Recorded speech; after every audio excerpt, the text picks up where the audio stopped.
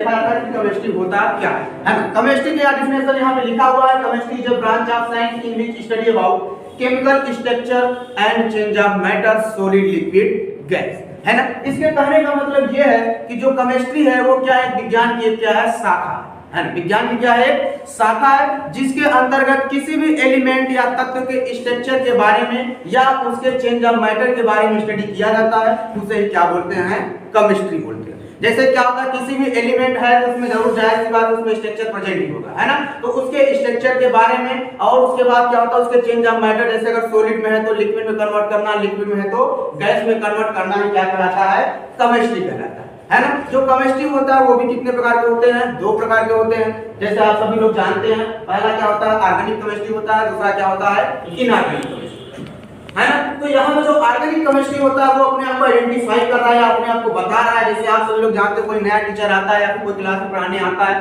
तो पहले क्या करता है, इंट्रो लेता है ना। इंट्रो होता है टीचर और स्टूडेंट का। उसी तरीके से जो क्या होता है, जो ऑर्गेनिक केमिस्ट्री है वो अपने आप को क्या कर रहा है, डिफाइन कर रहा है या बता रहा है कि मैं क्या चीज हूं, है ना। तो वहां पे जो ऑर्गेनिक केमिस्ट्री वो अपने आप को आइडेंटिफाई या डिफाइन कर रहा है, वो बोल रहा है कि जो organic chemistry is a branch of chemistry in which study about carbon containing compound, है ना। यहाँ पे इसके कहने का मतलब ये है कि जो ऑर्गेनिक केमिस्ट्री है वो किसका शाखा है, केमिस्ट्री का शाखा है ना, क्योंकि वो किसका क्लासिफिकेशन है, केमिस्ट्री का, इसलिए वो किसका शाखा हो गया, केमिस्ट्री का। तो जो क्या होता है, ऑर्गेनिक केमिस्ट्री है शाखा किसका, केमिस्ट्री का, जिसके अंतर्गत ऐसे एलिमेंट का स्टडी किया जाता है जिसमें क्या प्रेजेंट होता है, कार्बन। जैसे कि यहाँ पे आपको दिख रहा है, यहाँ पे लिखा हुआ है सोडियम बाइकार्बोनेट, जिसका केमिकल फार्मूला क्या होता है, NaHCO3, है ना। क्योंकि यहाँ पे क्या है, कार्बन प्रेजेंट है, इसलिए ये आइडेंटिफाई हो रहा है कि जो कार्बन प्रेजेंट होता है किसके अंतर्गत स्टडी किया जाता है, ऑर्गेनिक केमिस्ट्री में। लेकिन कुछ क्या होता है, आप लोगों को ऐसे एलिमेंट देखने को मिलेंगे जिसमें क्या होता है, कार्बन प्रेजेंट नहीं रहता है, लेकिन फिर भी उसकी स्टडी किसमें की जाती है,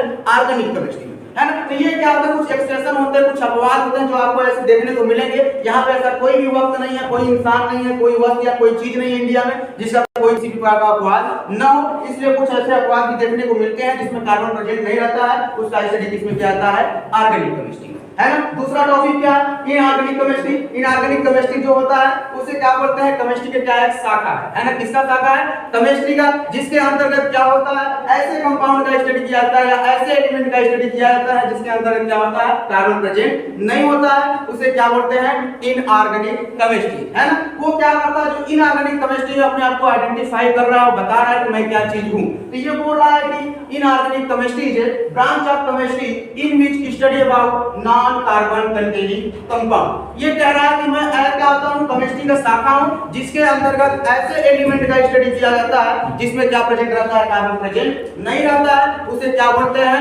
इनऑर्गेनिक केमिस्ट्री बोलते हैं। जैसे क्या होता है, कुछ ऐसे भी आपको एलिमेंट देखने को मिलेंगे जिसमें क्या प्रेजेंट होता है, कार्बन प्रेजेंट नहीं होता है, फिर भी उसकी स्टडी ऑर्गेनिक में होता है। लेकिन कुछ ऐसे एलिमेंट होते हैं जिसमें कार्बन प्रेजेंट नहीं रहता है, फिर भी उसकी स्टडी किसमें की जाती है, ऑर्गेनिक केमिस्ट्री में की जाती है। इसलिए इसे क्या होता है, कुछ ऐसे एक्सप्रेशन और कुछ ऐसे अपवाद होते हैं जो आप सबको देखने को मिलेंगे, है ना। ये क्या होता है, ऑर्गेनिक और इनऑर्गेनिक केमिस्ट्री हुआ, है ना। ये क्या होता है, थोड़ी सी बात है, ज्यादा कुछ टफ नहीं है, इसमें एक थोड़ी सी बात ध्यान रखना है कि जो केमिस्ट्री एक साइंस क्या है, शाखा है, जिसके अंतर्गत ऐसे एलिमेंट का स्टडी किया जाता है जिसमें क्या होता है, एलिमेंट के किसी भी structure and change of matter का स्टडी किया जाता है। जैसे सॉलिड में है तो उसे कन्वर्ट करना गैस में, गैस में है तो लिक्विड में कन्वर्ट करना है, क्या कहलाता है, केमिस्ट्री कहलाता है। ये दो प्रकार के होते हैं, ऑर्गेनिक और इनऑर्गेनिक। जो ऑर्गेनिक है उसमें ऐसे एलिमेंट का स्टडी किया जाता है जिसमें क्या प्रेजेंट होता है, कार्बन प्रेजेंट होता है। और इनऑर्गेनिक केमिस्ट्री का स्टडी ऐसे किया जाता है जिसमें क्या होता है, कार्बन प्रेजेंट नहीं होता है, उसे क्या बोलते हैं, इनऑर्गेनिक केमिस्ट्री।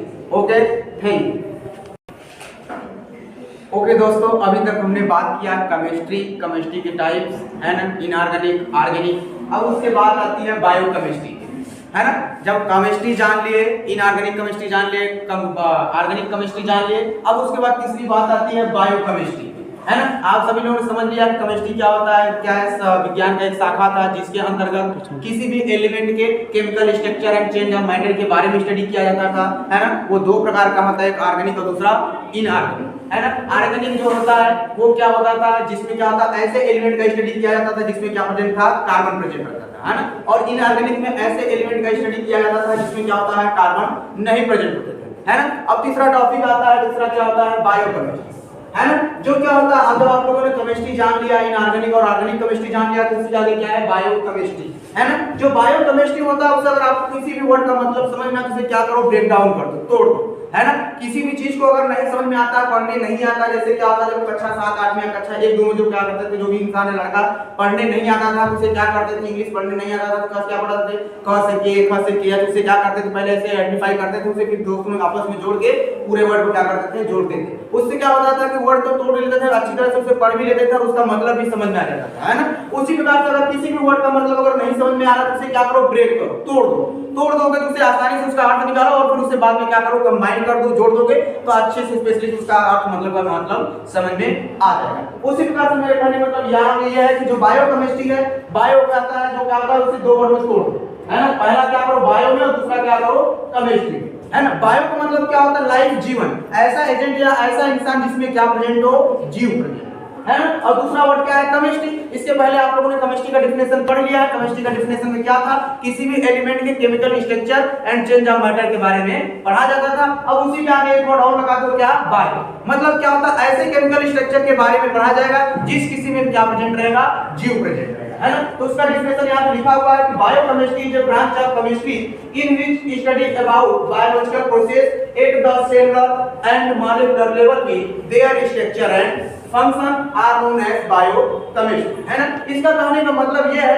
कि जो बायोकेमिस्ट्री है क्या है, एक केमिस्ट्री का क्या है, शाखा। किसका शाखा है, केमिस्ट्री का शाखा है, जिसके अंतर्गत क्या होता है, ऐसे स्टडी किया जाता है किसका, बायोलॉजिकल प्रोसेस का, है ना। बायोलॉजिकल प्रोसेस का मतलब क्या होता है, ऐसा प्रोसेस जिसमें क्या प्रेजेंट हो, जीव प्रेजेंट हो, है ना। प्रोसेस होने के लिए बहुत प्रकार के प्रोसेस होते हैं, जैसे क्या होता है, केमिकल फार्मा एजेंसी में, इंडस्ट्री में चले जाओगे, अगर मेडिसिन भी बनता है तो कोई प्रोसेस द्वारा ही बनता है, लेकिन वो क्या होता है, बायोलॉजिकल प्रोसेस नहीं है, क्योंकि उसमें जीव प्रेजेंट नहीं रहता है। लेकिन यहाँ वो क्या बोल रहा है, बायोलॉजिकल प्रोसेस, मतलब ऐसा प्रोसेस होना चाहिए जिसमें क्या प्रेजेंट रहे, जीव प्रेजेंट रहे, जान प्रेजेंट रहे, उसे क्या बोलते हैं, बायोलॉजिकल प्रोसेस, है ना। उसके बाद क्या होता है, eight the cellular and molecular. Cellular मतलब क्या होता है, जाहिर सी बात है, जिसमें जीव प्रेजेंट रहेगा उसमें सेल प्रेजेंट रहेगा। अगर सेल प्रेजेंट नहीं होगा तो सेल डिवीजन नहीं होगा, सेल डिवीजन नहीं होगा तो बॉडी ग्रोथ नहीं करेगा, और बॉडी ग्रोथ नहीं करेगा तो डेवलपमेंट नहीं होगा, है ना। इसका मतलब यह है कि क्या होता है, जिसमें बायोलॉजिकल प्रोसेस रहेगा उसमें सेलुलर और मॉलिक्यूलर लेवल रहना बहुत जरूरी है, और रहेगा।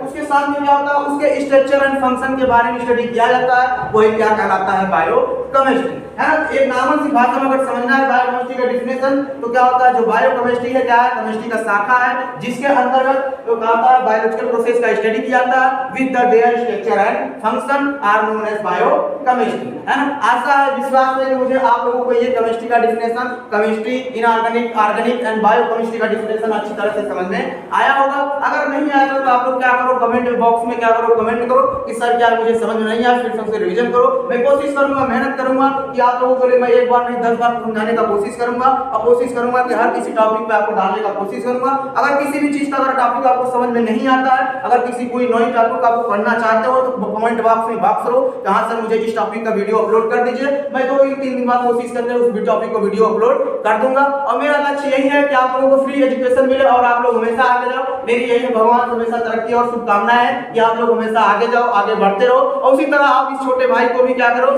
साथ देते रहो, ताकि हम भी थोड़ा कमा खा ले आप लोगों के पीछे। ठीक है, ओके, धन्यवाद।